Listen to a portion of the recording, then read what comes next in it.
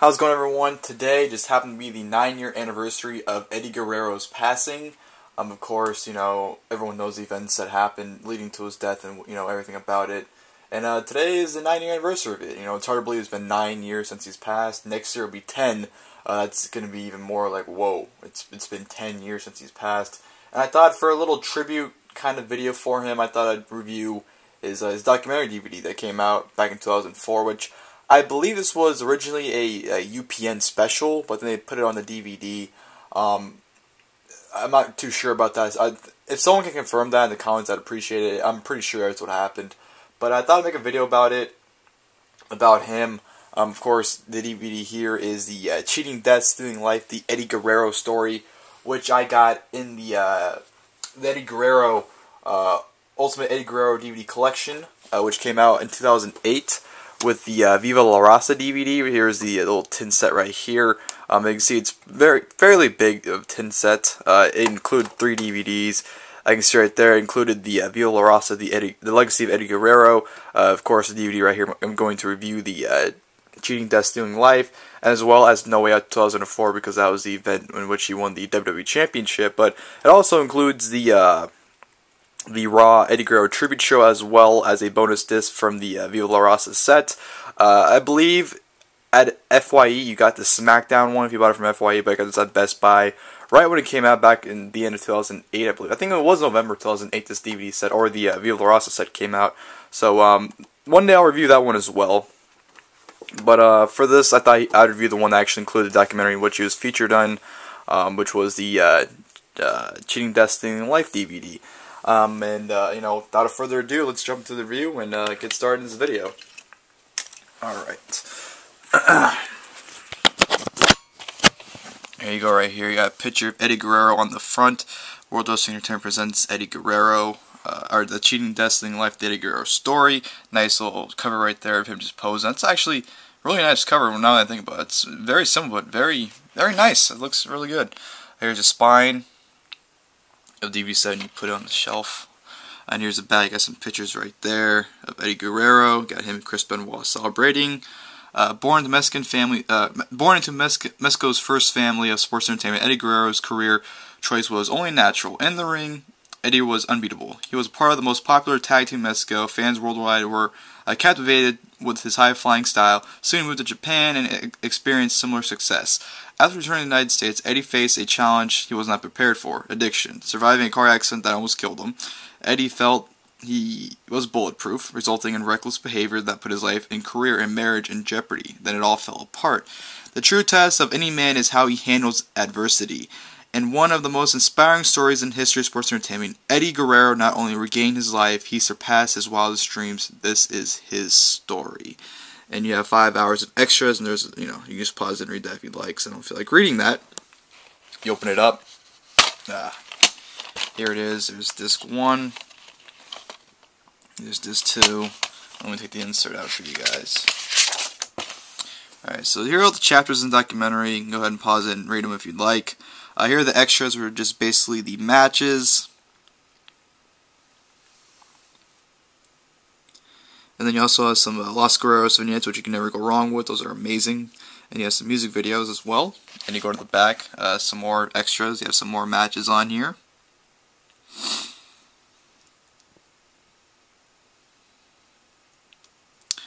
And then you have some confidential footage. And you have special extras, just the special extras, and whatnot. And so yeah, that's basically what the DVD looks like. But yeah, like I said, I'm pretty sure this was a UPN special originally that they just put on DVD because the documentary is only 43 minutes, and you can tell throughout the documentary it'll come to points where it shows like it seems like it's going to commercial the way they handled it. So I definitely think this was just the UPN special. Like I said, if someone can confirm it, I'd appreciate it. But the documentary was very well done. It was very good. It kind of felt fast because of the time it had. But what it accomplished what I needed. I thought it needed to accomplish. It got out the information, it got his story, and it was still great. It's a shame that we'll never get a full-length documentary on him. With the pretty much the same story but more detailed and in depth into it. It's a shame we'll never get that. But this is better than nothing. They got this, a year before he passed, so, it was good timing, or not good timing, but, it was just a good thing that we were able to get his story, from him, as well as his friends and family as well. But the documentary kicked off with, just, talking about, him and his family, growing up as a happy kid. He was always like a happy child to be around, and talking about his family, like his brothers, his sisters, all his family members. Chavo Jr., who was his nephew, but they're only 3 years apart. So basically talking about him growing up, and when he got into wrestling, he dedicated himself to wrestling. Wrestling was the number one thing on his mind. That's the thing he was driven to do. And, talked about the Texas Coliseum, where his father used to promote shows at for 12 years. And, him and Chavo would go to the shows, and they would wrestle during intermission in the ring, just messing around as kids. And, people would stay and watch them because they're entertaining. And, they had stories about, how guys like Andre were backstage, and Bobo Brazil. And, you'd go out there and, just, being a kid, being just, asking them silly questions and whatnot, and just joking around with them. So he was, a really fairly good, kid, and just a good person from the get-go. Then he talked about, how a lowrider is just an expression of, the Mexican heart, how, it's the way they express themselves. That's, like their signature kind of thing, to, tell people, like, hey, this is who I am, this is how I prove it, this is what I show to prove that I am who I am. And, talk about meeting Vicky Guerrero on a blind date. They met on a blind date, and they just, instantly connected.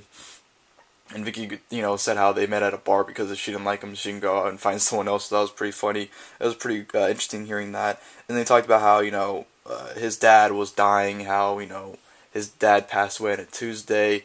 They buried him on a Friday, and him and Vicky got married on a Saturday. So, that was one of his father's last requests for him, is to, basically just be with his family, make a family, and, continue with life. That was one of his father's last requests for him, and that's what he was fulfilling for his father.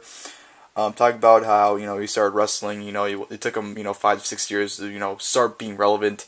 He had a, a reality kind of dream where he knew wrestling at that time was focused on the bigger men, and he knew he wasn't a big guy, so he focused on being big in Mexico and Japan. He was big in Mexico, and then he went to Japan as Black Tiger, and became, fairly huge there, with guys like Chris Benoit and Dean Malenko and Chris Jericho. Talking about meeting those guys over there. And he talked about, the classic that him and Malenko had in ECW in their final match, and they left, how, the fans in ECW want hardcore stuff, but, they put on a wrestling clinic, and, the fans loved it, for the ECW crowd. That was kind of amazing. And then he talked about Halloween Havoc 97, went to WCW, and him and Rey just had a phenomenal match there. Classic. Like I said, ECW and WCW, he didn't really fairly talk about it. He kind of just briefed over them. Like I said, that plays into the part where, like I said, I'd rather, I wish, it sucks that we'll never get an in-depth documentary because, ECW and the WCW, he just briefed over it real quickly. He didn't really spend a lot of time on them. So those are things, like I said, I'd rather, it sucks that I'll never see, but, he used to talk about it. But yeah, I talked about the classic with Rey. Talked about, he was at a point in his life where, he wasn't really getting the thrill of wrestling that he used to. He's becoming big, and just, I don't know, it wasn't doing it for him at the moment, so he turned to other things. He started turning to drugs to, keep him going. And he talked about the car accident, which, he was on drugs, and he knew he was on drugs that is supposed to, make you pass out, pretty much sleeping pills. And he took 3 of them. He was supposed to take 1, and he took 3 of them, and he was driving at 130 miles per hour, and he crashed. And, the cops presumed him dead on the spot. They thought he was dead, but he survived. And, the doctor was saying, like, he doesn't have a very good chance of living. They're basically telling the family he was going to live and end up living. And they basically told him, like, all right, he's not going to be able to wrestle again.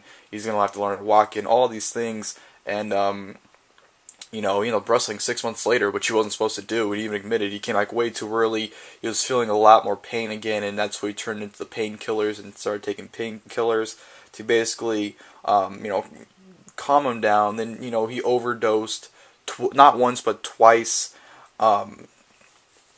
which, he drove him away from his family. Vicky didn't want to be around him. He didn't want the kids around him, so he drove himself away from his family because of it, and talked about becoming the Latino Heat, and he went to WWF, became the Latino Heat, with China, and just being him. That's what he was. He was being himself. And he was still having problems, and guys like Benoit and Malenko saw it, and then they talked to Jim Ross about it, and eventually Eddie, they told Eddie to better himself, and like he just said, "No, I'll better myself. You guys don't need to send me to rehab. I'll do it myself." He tried to better himself, but it didn't work for him, and ended up being released from WWE. And he got to the point in his life where he's like, "You know what? I don't have a job. I don't have a family. I don't have anything." Like he had nothing. He had nothing to live for. He was saying, and he didn't want to kill himself, but it was like he didn't want to live anymore. So his life was literally crumbling down to the point where he didn't want to live. And at that point is where he kind of realized one day he woke up, it's like I have to change my life around, and he did. He started cleaning it up. He started getting involved with Vicky and his family again. He even renewed his wedding vows with Vicky because he cleaned up and got sober, and just became a great person. The old Eddie, as they said in the DVD. And then talked about the lie, cheat, and steal gimmick. How the vignettes came about with him and Chavo. Just basically being themselves and being honest about it, and just made for great TV and made basically for them. And then they talked about Eddie winning the WWE title from Brock Lesnar at No Way Out, and how Eddie on the stage dedicated that win to his father. Basically showing his father like, hey, I won. I won the title. I did this for you, and this is what all the hard work has come and paid off for not only me but the family. So yeah, that was basically the documentary, guys. Like I said, it's very short. It's 43 minutes, but it gets the job done. It tells his story, his incredible story, and it's good. I really enjoyed it. Thought it was great. The entire set is pretty good as well. The matches are very solid. They pretty much put on his best matches, or not all of his best matches, but for like the 10 matches on here, they put on great matches. So very good set, very good stuff. And, just great overall set in general. And just a little quick look at the Viva La Raza set one more time once you get to 10 edition. Basically, when you open it up, this is what it would look like if you would have gotten it. You had the Eddie Guerrero Tribute Show from Raw, like I said. If you would have got it from FYE, you would have gotten the SmackDown Tribute Show. Of course, you get the Viva La Raza, the Legacy of Eddie Guerrero set. 3-disc set. Here it is. Of course, like I just reviewed for you guys, the Cheating, Death, Stealing Life, the Eddie Guerrero story. And then you would have gotten No Way Out God, come on. You would have gotten Eddie Guerrero, or, sorry, you would have gotten No Way Out 2004, where Eddie Guerrero wins the WWE Championship. So, that's all you would have gotten if you would have gotten the 10 sets. So, with all that, just want to say thank you, Eddie, one last time for all the years of entertainment you provided and great matches you've had for us. And rest in peace, man, and thank you. And thank you guys for watching this video, and hope everyone takes care.